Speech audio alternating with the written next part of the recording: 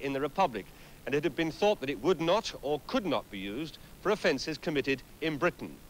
So it looks as if today's decision must mean that under Irish law, any offence involving explosives is considered extraterritorial, just as murder is. And it must mean that from today, any IRA bomber who bombs in Britain cannot expect to come back to Ireland and escape arrest. Michael Nicholson, ITN, in Dublin. The 5 Muslim extremists who assassinated President Sadat of Egypt have been sentenced to death in Cairo. Their leader, Lieutenant Khalid al-Istanbuli, raised a rope with a noose on the end as he and the other 23 defendants made a noisy demonstration. The Supreme Military Court had to move elsewhere to read out the sentences. 5 others got hard labor for life, 12 were jailed for up to 15 years, and 2 were acquitted. Inside the courtroom where the trial had been held, the defendants shouted slogans and waved placards, and the guards couldn't quieten them down.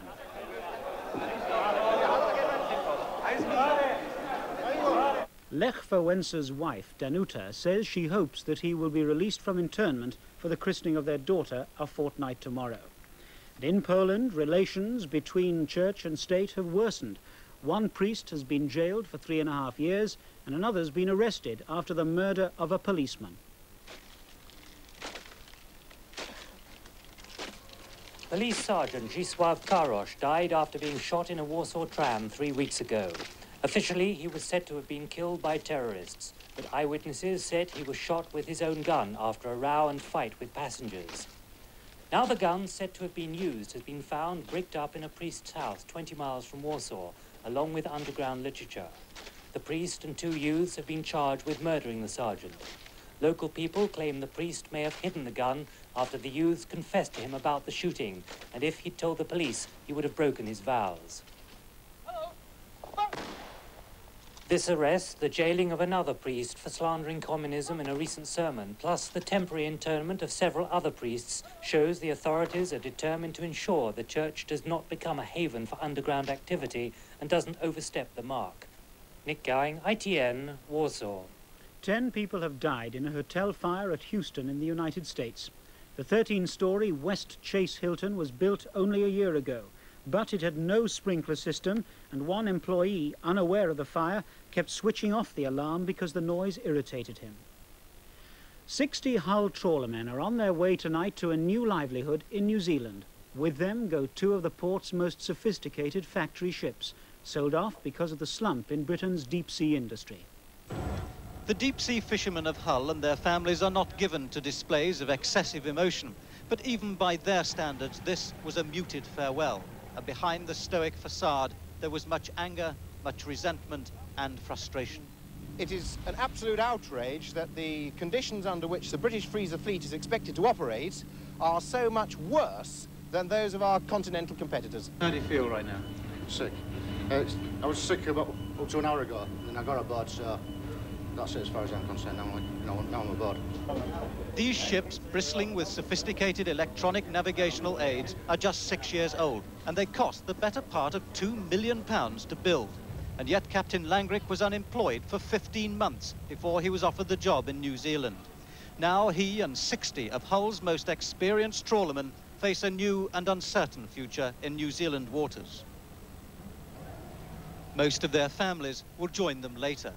In their deepest thoughts, the trawlermen of Hull know now that this is the end, that a once great fleet is just rotting and rusting away.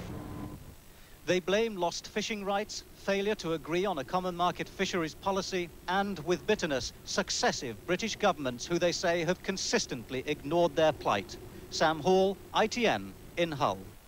More than 200 soccer fans were arrested today at the FA Cup matches at Chelsea and Queen's Park Rangers after fighting before and after the games. For the FA Cup results and the rest of the day's sport, here's Ian Edwards. First cricket, and the unofficial England team has been beaten by South Africa in the first of their one-day matches at Port Elizabeth. The scores: England 11, 240 for 5, South Africa 244 for 3, with 2.5 overs to spare. Despite the ice-cool reaction to the tour outside South Africa, an excited crowd of 16,000 jammed into St George's Park, the ground where South Africa played its very first test against England 94 years ago. History was in the making again. Controversial and unofficial as this tour is, there's no doubting the patriotic fervour it's generated here, though more among the whites than the blacks. As the Springboks walked out of the Test wilderness and into the world arena, they were heralded like national heroes. The greeting was just as grateful for the English openers, Boycott and Gooch. The tension was terrific as Proctor bowled the first ball to Gooch, captain against captain. The competition South Africans had so long dreamed of was suddenly a reality. Boycott went cheaply in the third over, caught by Rice off Proctor. But Gooch quickly shrugged off all the problems of the last week, taking out his frustrations on the Springbok bowlers. His 50 came up in 24 overs out of an English total of 79. Checkbook cricket it might be, but Gooch was certainly earning his £1,000 a day. It was a mighty display and the crowd loved it. His 100 came up soon after lunch. 14 runs later, his captain's innings was ended by Garth LaRue. It seemed good enough until Barry Richards took control. All the old flair was there, and with Jimmy Cook he put on 125 for the opening partnership, and the Springboks were on their way. To complete a momentous day, an elegant 50 from the local hero Graham Pollock took the Springboks to the brink of victory. Clive Rice finished it off with 2 overs to spare, and St George's Park erupted with delight.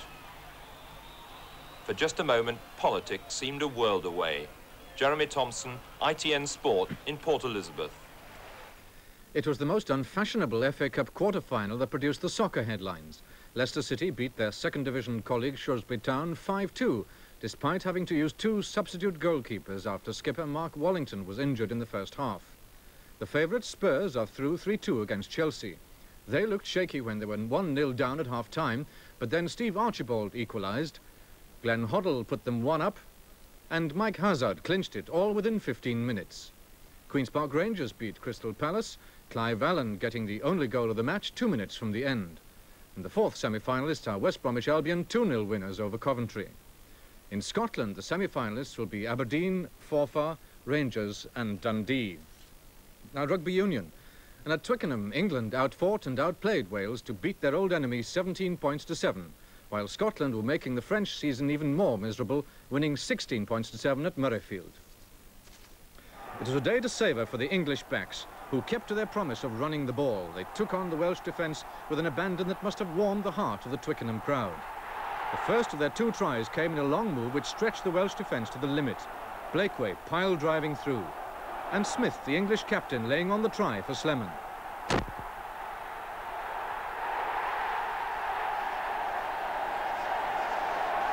Up to this point, the Welsh had looked hesitant and sluggish.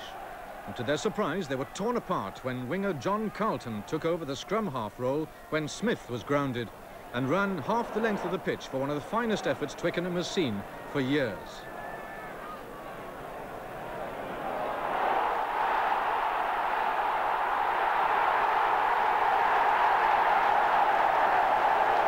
England had 11 points on the board and Wales hadn't even started.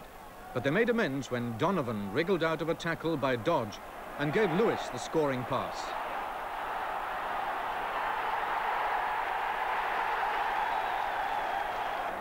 Gareth Davis reduced the English lead even further with a well-taken drop goal.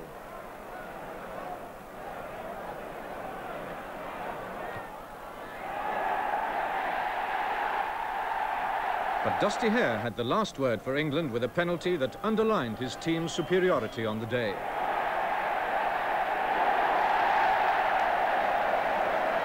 And Murrayfield has seen little to cheer about this season, but there was a begrudging amount of applause when the French, through skipper Jean-Pierre Rive, took control of the first half.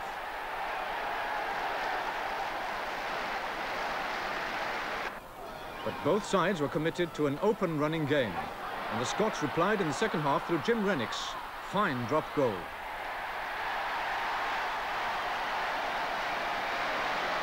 And the French resistance collapsed minutes later against the sheer persistence and weight of the Scottish forwards, with John Rutherford crossing the line. And Murrayfield at last had something to smile about in this championship. Ian Edwards, ITN Sport. And finally, the Welsh leek took on a whole new meaning in London today when a rugby fan was fined for having one in a public place. He turned up at the magistrate's court dressed as a dragon, just as he was when arrested. After scoring the first penalty of the day, a £10 fine for being drunk and disorderly, he came out breathing fire. I think the police should stop wasting their fuel picking up dragons and get on with proper law and order. I mean, they don't book horses, they don't book dogs, why should they book other animals? You were hardly inconspicuous, though, last night. But I was inconspicuous. I don't know why they picked on me. There were 15 of us doing it. How did they recognize me?